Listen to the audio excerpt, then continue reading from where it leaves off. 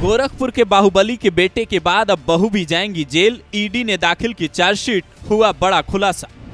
5 दिन की remand, ED ने कई सबूत दिखाए, फिर क्या बोले विनय शंकर तिवारी, खुलासा सुन चौंक जाएंगे। मठाधीश को हाथा नहीं भाता कि क्यों लगे पोस्टर, अखिलेश बन रहे ब्राह्मणों के हितैषी, क्या मिलेगा फायदा।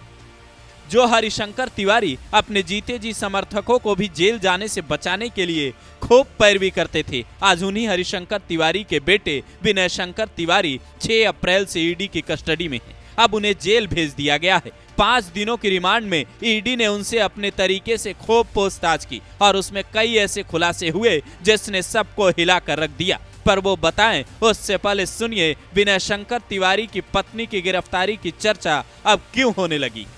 750 करोड़ के लोन फ्रॉड केस में 11 अप्रैल को ईडी ने चार्जशीट दाखिल की है, जिसमें गंगोत्री इंटरप्राइजेज के जनरल मैनेजर अजीत पांडे और विनय शंकर तिवारी के अलावा उनकी पत्नी रीता तिवारी को भी आरोपी बनाया गया है। रीता तिवारी इस कंपनी की प्रमोटर है जो सड़क निर्माण, टोल प्लाजा और दूसरे सरकारी टेंडर का काम करती है। ऐसे में रीता तिवारी की गिरफ्तारी भी आने वाले दिनों में हो सकती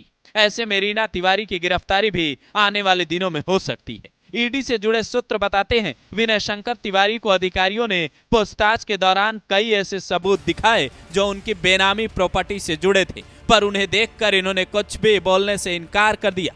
ईडी जिन सवालों का जवाब लेना चाह रही थी उन सारे सवालों के जवाब उन्हें नहीं मिले। हालांकि कुछ चौंका देने वाली बातें ईडी को पता चली है। कुछ ऐसे खुलासे ईडी के हाथ लगे हैं जिसकी गहन पूछताछ के लिए वो विनय शंकर तिवारी को दोबारा रिमांड पर लेने की याचिका अदालत में लगा सकती है। हालांकि एक तरफ ईडी की कार्रवाई है तो दूसरी तरफ इस पर सियासत भी गर्मा गई है। पहले विनय शंकर तिवारी के भाई ने इसे बदले की कार्रवाई बताया, तो वहीं गिरफ्तारी के अगले ही दिन कांग्रेस प्रदेश अध्यक्ष अजय राय गोरखपुर के हाथा यानी तिवारी आवास पर पहुंचे, जहां हरिशंकर तिवारी की तस्वीर पर माल्यार्पण किया और कहा दुराग्रह की भावना से काम हो रहा है। इधर लखनऊ में सपा मुख्यालय के बाहर एक पोस्टर लगाया गया जिसमें लिखा है मठाधीश को हाथा नहीं भाता, ब्राह्मणों को सरकार बदलना आता है।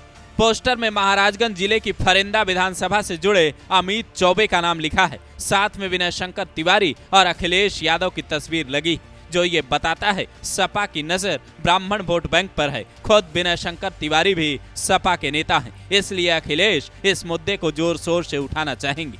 गोरखपुर में ब्राह्मण बनाम ठाकुर की सियासत लंबे वक्त से चर्चा में रही है, लेकिन सवाल है क्या अखिलेश यादव या कांग्रेस को इसका कोई फायदा मिल पाएगा। खुद योगी आदित्यनाथ का गढ़ भी गोरखपुर ही है। आपको क्या लगता है? अपनी राय कमेंट कर जरूर दें।